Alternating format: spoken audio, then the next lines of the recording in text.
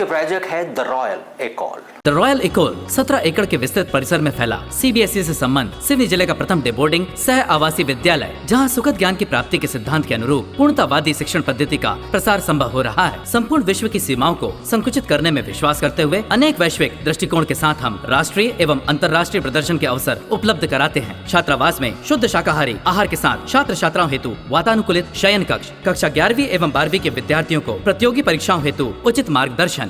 समनापुर क्षेत्र के लगभग 1 दर्जन से अधिक गांव के किसानों ने समनापुर में पानी की मांग को लेकर प्रदर्शन किया, जहां उन्होंने प्रदर्शन करते हुए मार्ग को बाधित कर रोड पर टायर भी जलाया और प्रशासन से मांग की कि उन्हें सिंचाई के लिए एक बार पानी दिलाई दी, क्योंकि उनकी धान की फसल अब पककर तैयार हो चुकी है और एक बार पानी मिल जाएगा तो उन्हें नुकसान नहीं होगा।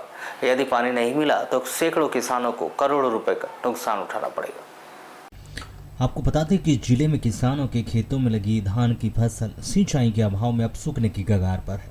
अपनी आंखों के सामने खेतों में लगी फसल को सूखते देख रहे किसान आक्रोशित और आंदोलित है। किसानों की चक्का जाम आंदोलन की जानकारी के बाद पुलिस यहां पहुंची और रास्ता खुलवाने का प्रयास करने लगी। इसको लेकर पुलिस और प्रदर्शनकारियों में हल्की कहासुनी भी देखने को मिली।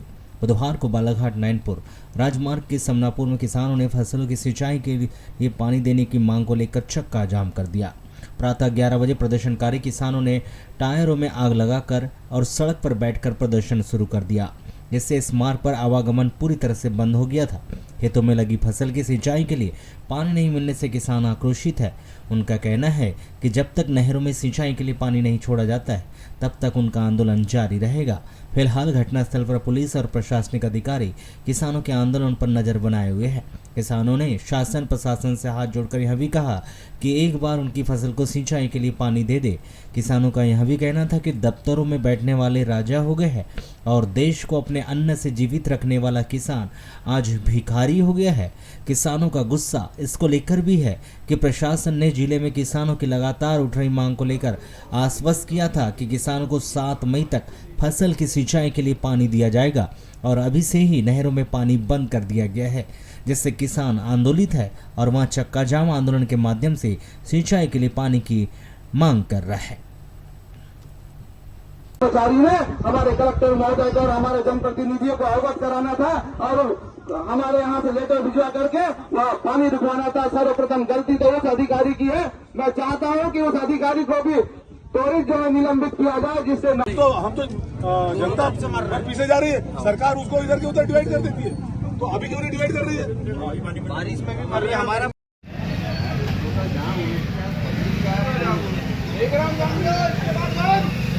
तो इसीलिए पूरे शासन प्रशासन से पूरा समस्त किसान हाथ जोड़कर भीख मांगता है। अगर जो पानी देने वाला है वो सामने आए तो उसके पैर के सामने नाक भी रगड़ने को तैयार है, पर एक बार पानी दे दो साहब।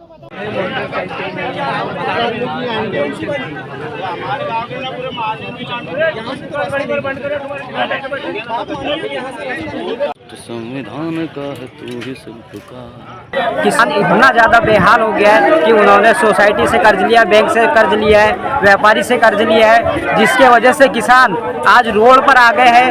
हम किसानों की यह मांग है कि बालाघाट जिले के सारे किसान की फसल आज सूख रही है। यदि बालाघाट जिले की किसान की पूरी फसल सूख रही तो इसका मेन कारण है सिवनी के विधायक मुनमुन राय ने सिवनी के पूरे विधायक जी पे कर्मचारियों के ऊपर इतना ज़्यादा दबाव मारा गया है, जिस वजह से आज बालाघाट जिले को पानी नहीं मिल रहा है। क्योंकि कल के पेपर में आया था यह आया था कि वहाँ पर 100 क्यूब मीटर पानी रखा हुआ है, चूँकि सिवनी नगर पालिका को, सिवनी जिले वालों को वहाँ पर किसानों ने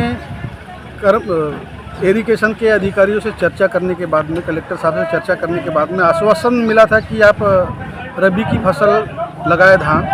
उससे पूर्व में किसानों ने लखोड़ी, चना, गेहूं लगाया था, परंतु उसको जुतवा करके किसानों ने पानी ज़्यादा होने की स्थिति में धान की फसल लगाया और आज 80% धान पकने के बाद में, गर्भावस्था में आने के बाद में आज सूखने की कगार पर है।